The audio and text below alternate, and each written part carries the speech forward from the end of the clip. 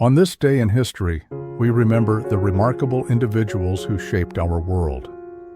Welcome to Who Died Today in History, where we honor their legacies. From artists to leaders, their impact lives on. If you find their stories meaningful, like, subscribe, and hit the bell to stay connected. Mach Taylor, best known for his role as the lovable and flamboyant Anthony Bouvier on the hit sitcom Designing Women, died of colorectal cancer on June 28, 2014, at the age of 67. Surrounded by family in his California home, Taylor's passing was peaceful, a quiet departure for a man whose performances were often filled with energy, humor, and heart.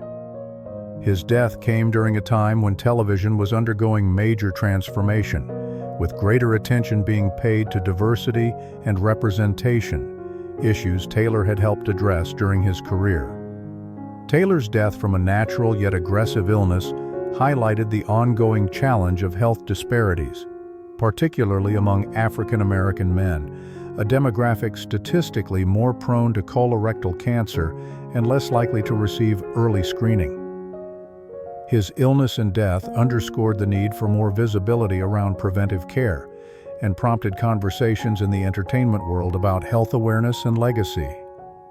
While his passing did not cause a cultural shift on the scale of a political leader or pop icon, it sparked waves of tribute within the entertainment industry and among fans who remembered Taylor not only for Designing Women, but also for his scene-stealing role as Hollywood Montrose in Mannequin, 1987, and his work on Broadway and in children's television. In a career that spanned decades, Taylor brought warmth, dignity, and comedic brilliance to roles that often defied the stereotypes Black actors were historically confined to. Taylor's death reminds us how even those who do not dominate headlines can profoundly shape popular memory. He represented a type of performer often underappreciated in his time, versatile, dependable, and authentically joyful. His characters were never just comic relief. They were windows into more inclusive narratives, gently challenging societal norms through charm and humor rather than confrontation. We immortalize figures like Mach Taylor through reruns, digital archives, social media tributes, and heartfelt recollections by peers and fans. His contributions live on not only in scripted lines, but in the doors he helped open for actors of color in television comedy. In honoring him, we recognize that power does not always lie in grand gestures. It often rests in the quiet strength of authenticity, kindness, and representation. His death, like his life, stands as a testament to the lasting resonance of sincere, joyful artistry in shaping our shared cultural memory. Rouslana Corunova, a Kazakhstani-Russian model often described as the Russian Rapunzel for her cascading hair and ethereal beauty, died tragically on June 28, 2008, at just 20 years old. Her death was ruled a suicide after she reportedly fell from the 9th-floor balcony of her Manhattan apartment. However, the circumstances surrounding her passing have remained shrouded in mystery, prompting speculation and conspiracy theories that continue to circulate among fans and observers. Corunova's death reflected the darker undercurrents of the fashion industry in the early 2000s, a period of immense glamour veiling deeper psychological and emotional turbulence. As the industry pushed ideals of perfection, youth, and image, it often neglected the well-being of those at its heart. Corunova, known for her delicate appearance and quiet persona, had been increasingly vocal in personal writings about feelings of isolation and inner turmoil. Her death drew attention to mental health struggles in modeling, a topic long ignored despite the pressures young models face with constant scrutiny, competition, and transitory fame. The immediate consequences of her death were twofold. On a personal level, it devastated a close circle of friends and family, many of whom questioned the official narrative. On a broader scale, it sparked public conversations about mental health in high-pressure industries. Though her passing did not shift global history, It resonated deeply within fashion and youth culture, becoming a cautionary tale of beauty shadowed by despair. Unlike figures whose deaths altered political landscapes, Corunova's legacy lives in the reflection of a cultural mirror, one that asks how societies nurture or exploit their most vulnerable. Her death underscored how the pursuit of image and idealism can mask inner suffering, especially in industries that commodify appearance. In memory, Rouslana is immortalized through hauntingly beautiful photo shoots, wistful online tributes, and documentaries that explore her life and the questions left unanswered. Her story has been retold in forums, articles, and fashion retrospectives, often with a tinge of melancholy, a modern-day Ophelia whose story serves as a reminder of the fragile line between fantasy and reality. Her passing invites reflection on the need for compassion, mental health advocacy, and the responsibility of industries to care for those they elevate. In remembering Rouslana, we confront mortality's most poignant lesson. Even beauty and fame are no shield from the human need to be seen, heard, and cared for.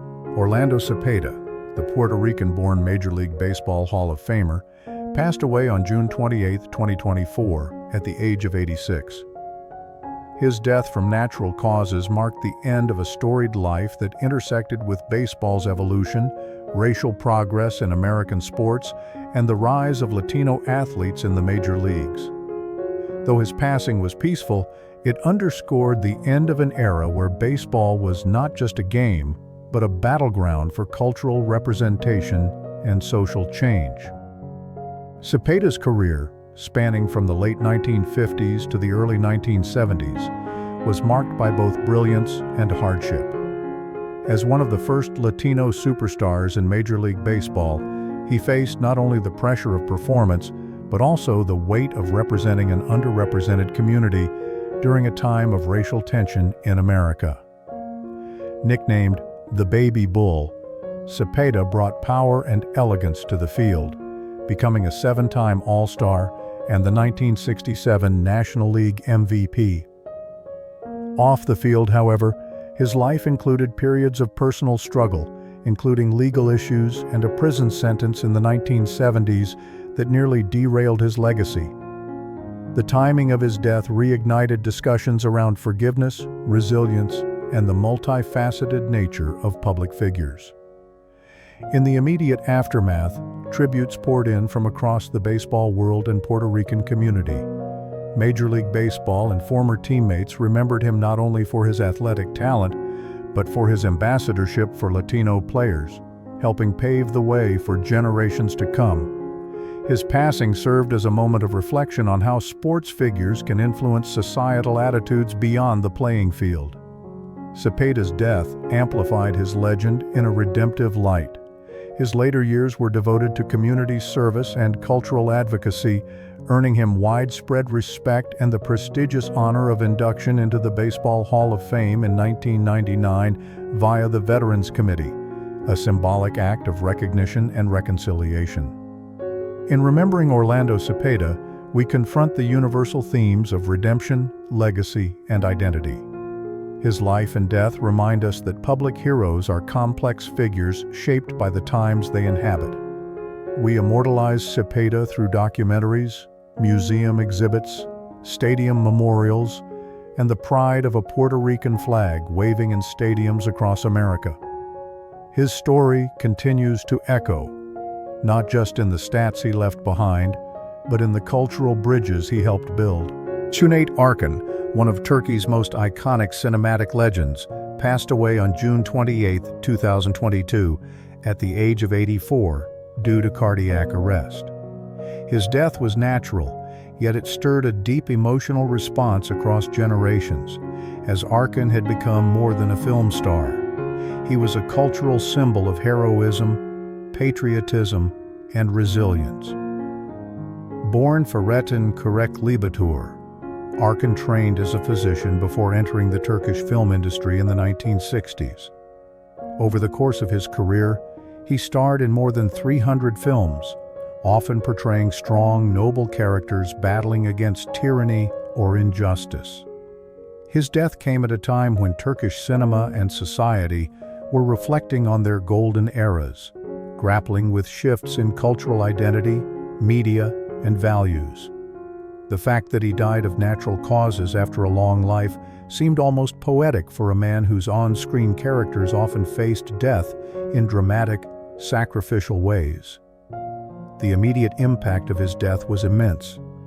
Turkish media, politicians, and celebrities poured out tributes, highlighting Arkin's influence on both cinema and national pride. For many, his passing marked the end of a certain idealized era in Turkish popular culture. Streets filled with mourners during his funeral, and his coffin was draped in the Turkish flag, an honor that emphasized his place in the collective memory of the nation. Arkin's legacy was amplified by his death. Often likened to action stars like Clint Eastwood or Jean-Paul Belmondo, Arkin's characters embodied a uniquely Turkish sense of justice, masculinity, and moral clarity. His cult film The Man Who Saved the World, often dubbed Turkish Star Wars, became globally recognized for its passionate DIY spirit. In many ways, his passing brought renewed attention to Turkish cinema's ability to blend Western influences with local storytelling. His death prompts reflection on how societies remember their heroes, not just for their achievements, but for what they symbolized. Arkin, through his roles and public persona, represented courage and honor in a changing Turkey. We continue to honor him through retrospectives, documentaries, and memorials, keeping his memory alive in the hearts of viewers. In commemorating such figures, humanity reveals a timeless truth. We long to preserve our ideals through those who best embodied them. In death, as in life, Cüneyt Arkın remains a cinematic giant, a hero who never truly left the screen. Matt Osborne, known to wrestling fans as the original Doink the Clown in WWE, died on June 28, 2013 at the age of 55. His death, ruled as an accidental overdose involving opioids and benzodiazepines, underscored a tragic and all-too-common narrative in professional wrestling, a world that often rewards physicality and showmanship while neglecting long-term health and mental well-being. Osborne's death reflected the darker undercurrents of the wrestling industry during the 1980s and 1990s, a period marked by intense physical demands, minimal health oversight, and widespread substance abuse. Wrestlers were expected to maintain grueling travel schedules, endure injuries without pause, and uphold larger-than-life personas. For many, painkillers became an escape, blurring the line between performance and personal suffering. Osborne, despite his memorable comedic character, battled these challenges behind the curtain. His fate mirrored that of several other wrestling talents of the era, drawing attention to the systemic pressures that often led to premature death in the profession. The immediate impact of his passing was met with a mix of sadness and introspection within the wrestling community. Fans remembered Doink not just for the silliness of the clown gimmick, but also for the early, darker incarnation of the character, one that carried a surprisingly eerie psychological depth. Osborne had managed to infuse a cartoonish gimmick with menace and charisma, making Doink a standout in an era filled with outlandish personas. His death didn't shift the trajectory of the industry, but it did contribute to ongoing conversations about wrestler health, retirement, and post-career support. In death, Osborne's legacy took on new dimensions. He became one of many cautionary tales highlighting the cost of fame and physical entertainment. His passing helped amplify the voices of those calling for reform in how wrestling organizations treat talent, especially concerning wellness programs and post-retirement care. Through fan tributes, documentaries, and retrospectives, Matt Osborne's life is remembered with a bittersweet reverence. His story reminds us that behind every character lies a human being, often wrestling with battles far removed from the spotlight. In honoring such figures, we reflect on society's broader relationship with performance, mortality, and memory, acknowledging both the joy they bring and the pain they endure. Ultimately, Osborne's death, and those like it, serve as a cultural mirror, reflecting the human cost of entertainment and the value of compassion in preserving legacies. Nicholas Hayek, the visionary Lebanese-born Swiss entrepreneur who co-founded the Swatch Group, died of natural causes on June 28, 2010, at the age of 82. Collapsing from heart failure at his office desk in Biel, Switzerland, Hayek's passing symbolized the end of an era driven by bold innovation, meticulous craftsmanship, and an unrelenting belief in the value of European industry. His death came not with scandal or sudden tragedy, but with a quiet dignity befitting a man who had transformed an entire sector with intellect and style. Hayek's life was interwoven with the broader economic and cultural anxieties of the late 20th century. In the early 1980s, the Swiss watch industry was in freefall, overwhelmed by the rise of cheap Japanese digital timepieces. With an engineer's pragmatism and a showman's flair, Hayek led a dramatic turnaround by merging two struggling Swiss firms to form SMH, later renamed Swatch Group, and introduced the colorful, fashionable, and affordable Swatch watch. His revival strategy emphasized not only technological simplification and mass production, but also cultural rebranding. In this way, his death reflected the challenges of preserving tradition while adapting to globalization, a central tension of his era. The immediate consequence of his death was concern over leadership continuity at Swatch, though his son, Nick Hayek Jr., had already taken over as CEO in 2003. Still, Hayek's influence loomed large. Tributes poured in from industry leaders and political figures alike, recognizing him not just as a businessman, but as a cultural icon who had safeguarded Swiss identity through economic ingenuity. Hayek's legacy has only grown since his death. He is remembered in books, business school case studies, and industry retrospectives as the man who saved Swiss watchmaking from extinction. Statues, exhibitions, and Swatch's own corporate storytelling continue to immortalize his contributions, linking his name to both luxury and innovation. Through these commemorations, Hayek becomes more than an executive. He becomes a symbol of national pride, resilience, and the transformative power of visionary leadership. His story reminds us that mortality often marks not an end, but a transformation. Humanity clings to legacy, turning personal triumphs into collective memory.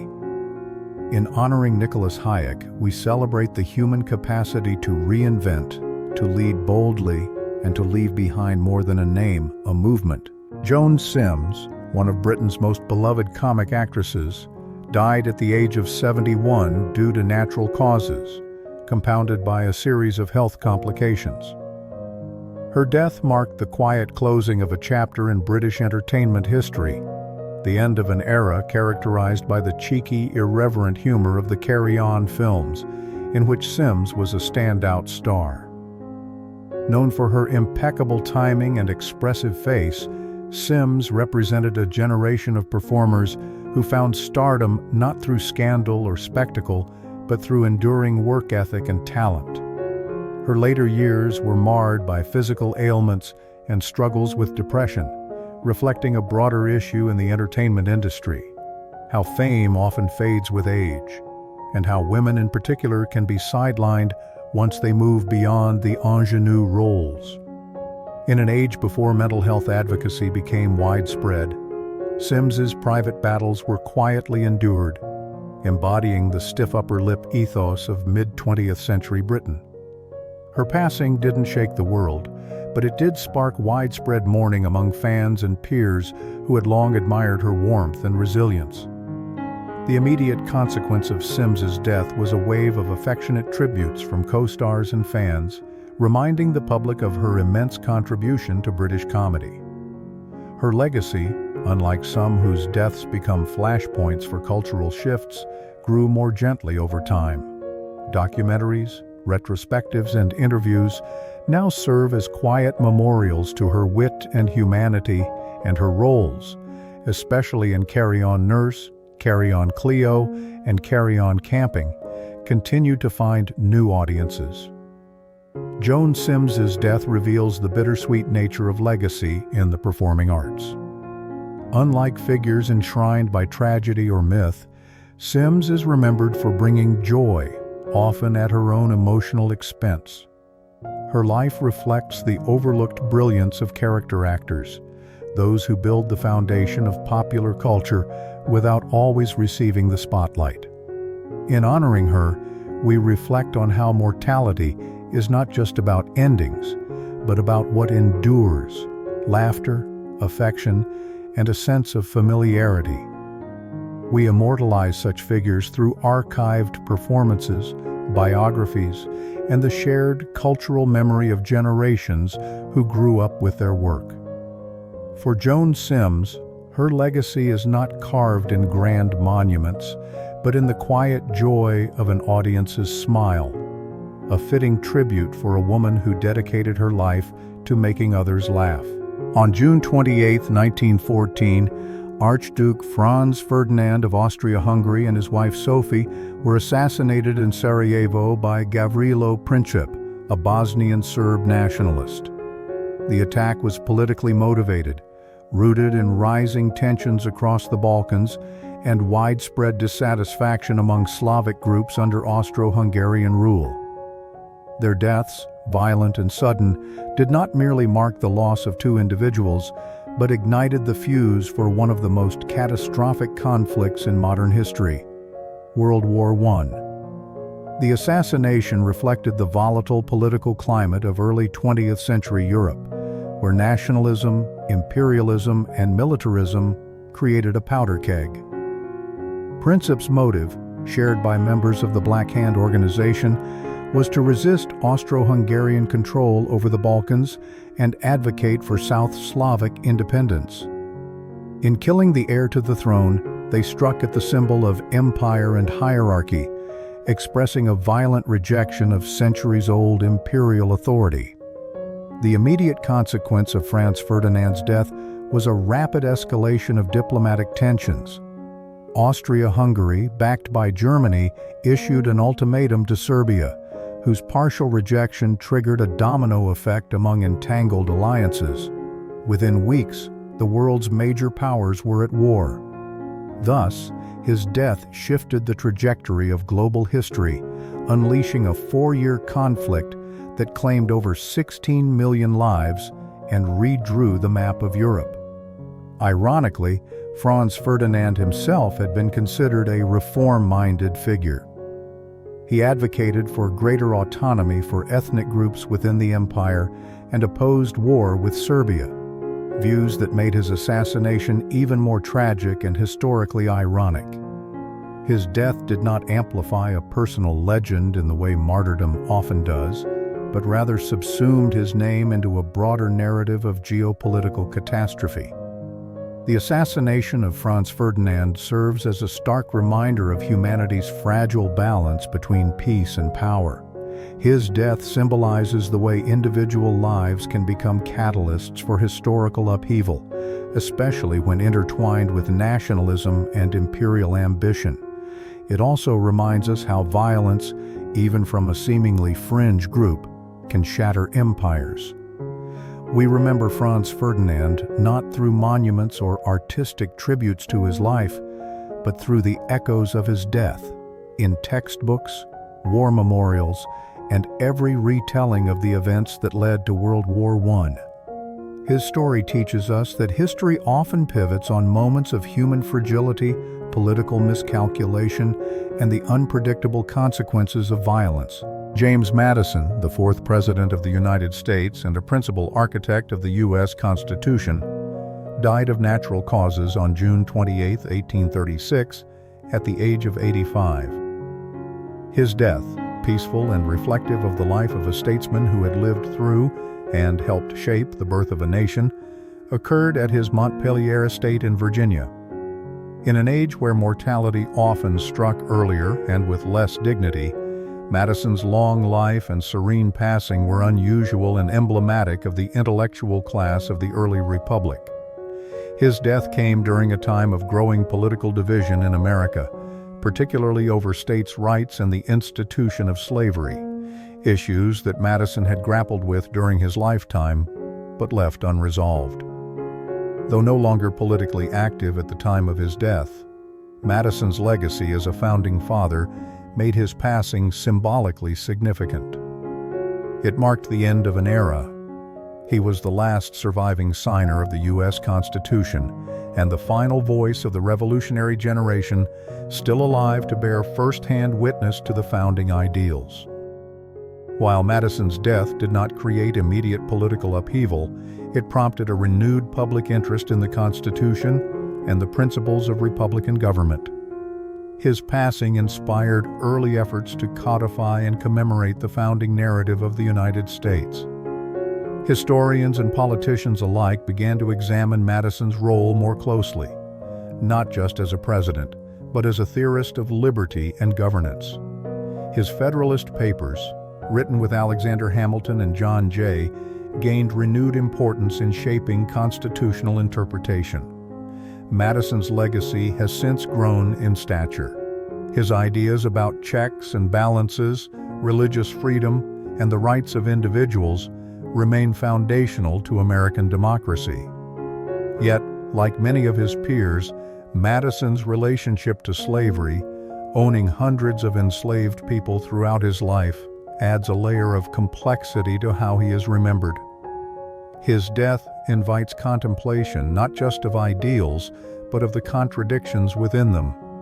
We immortalize James Madison not through monuments alone, but through continued engagement with the Constitution, through legal scholarship, and through national memory, classrooms, courtrooms, and public discourse.